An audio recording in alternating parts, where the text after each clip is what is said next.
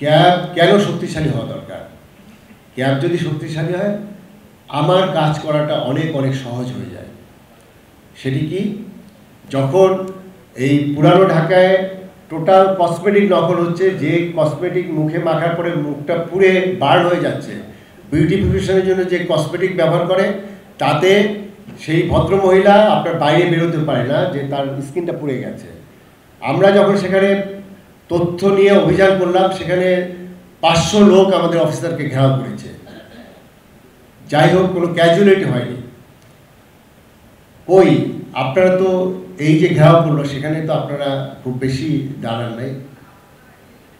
আমি দু একটা জায়গায় দেখি চট্টগ্রামে এই বিষয়ে অনেক ভালো কাজ হচ্ছে, তারা এই বিষয়ে কি রিক্সা মিছিল করছেন। আমি তো এই জিনিসগুলো আরও বেশি চাচ্ছি। আপনারা প্রেশার তৈরি করেন, আপনারা বলেন যে ভোক্তা অধিকার কোনো কাজ করছে না, ভোক্তা অধিকার আরও বেশি কাজ করার জন্য আপনারা প্রেশার তৈরি করেন। 1, 2, 3 ঢাকায় জমি জিতে নিন 100% ক্যাশব্যাক সহ 20 কোটি টাকার পুরস্কার।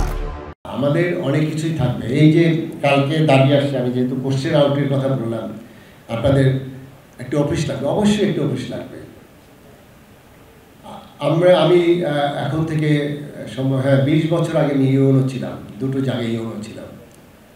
আমরা ফিল্ডে কাজ করেছি, আমি ম্যাজিস্ট্রেসি করেছি ফিল্ডে প্রায় 10 বছর ধরে। আমরা প্রচুর ভিপি বাড়ি, আমাদের অ্যাবান্ডেন্ট প্রপার্টি, স্যারও ছিলেন আমাদের, স্যার তো বাণিজ্য সচিবও ছিলেন, দুদকের চেয়ারম্যান ছিলেন, স্যারও জানেন প্রচুর সম্পদ আছে। এবং সেখানে আমাদের বিভিন্ন ব্যক্তিরা বিভিন্ন প্ল্যাটফর্মে তারা এগুলো জেলা প্রশাসনের কাছ থেকে বরাদ্দ নিয়েছে। আমি বিশ্বাস করি কোনো ডিভিশনাল কমিশনার, কোনো জেলা প্রশাসক বা কোনো ইউনো সাহেব, আপনারা যদি এরকম একটা খুঁজে একটা অ্যাবান্ডেন্ট বাড়ি যদি খোঁজ দিতে পারেন, আমি বলবো না কোনো আমাদের যারা অ্যাডমিনিস্ট্রেশন অফিসাররা যারা ওখানে এক্সিকিউটিভ দায়িত্বে আছেন তারা কেউ দ্বিমত করবেন।